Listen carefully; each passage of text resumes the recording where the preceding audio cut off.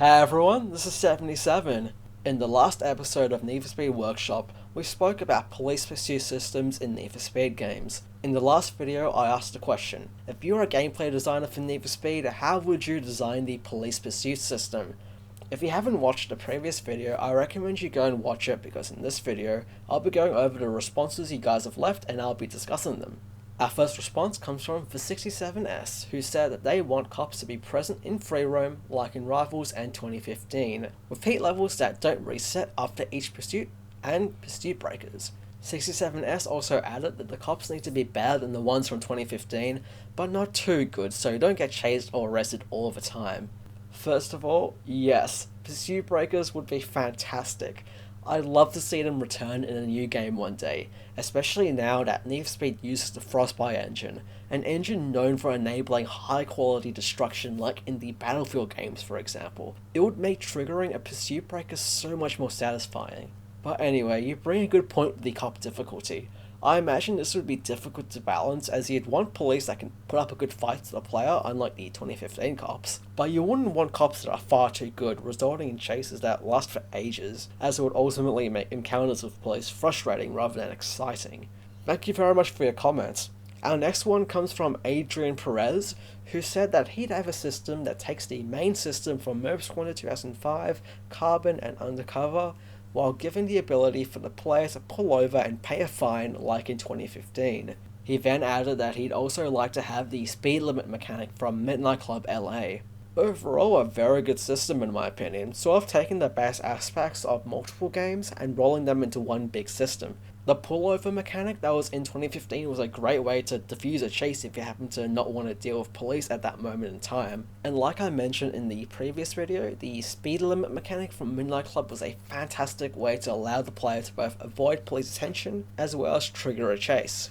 Anyway, thanks for your comment. Our next one comes from Redbeard RAF. He states that his system would be that police would patrol the open world, but if you obeyed the traffic laws, they wouldn't chase you. If there is no cop around but a speed camera caught you speeding, they would send a unit to investigate. And if they find you, they will give chase. If you resist arrest, they will be able to call for backup with multiple heat levels, like more cops, faster units, roadblocks, stuff like that. Also, depending on where you are in the open world, there will be different types of police patrolling in different areas. For example, Rocky Mountains would have police jeeps, while the city would rely on things like Chargers or Corvettes. There would be another one for highways as well. If your car hits a spike strip, your tires wouldn't immediately reinflate. In order to lower your heat, you can either lose the cops and go into a hiding spot, or hop into a garage. If you went into a garage and no cops saw you entering and you leave with a different body kit, colours or whatever, your heat is reset to 0. But if the cops see you enter, they will remain suspicious and might recognise you.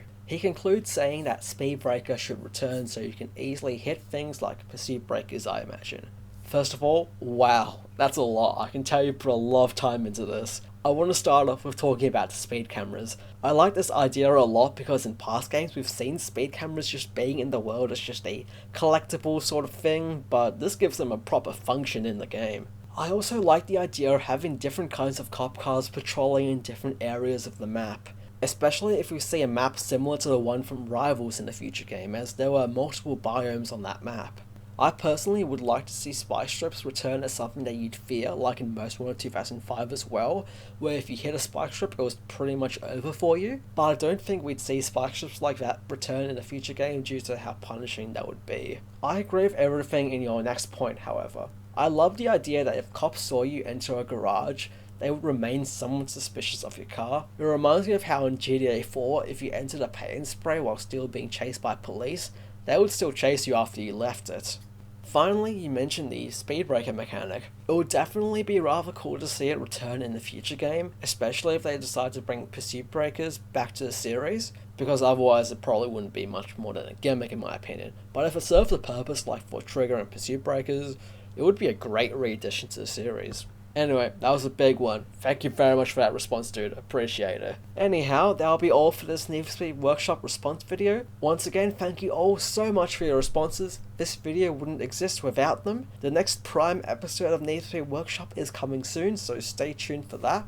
Thank you all very much for watching. Take care.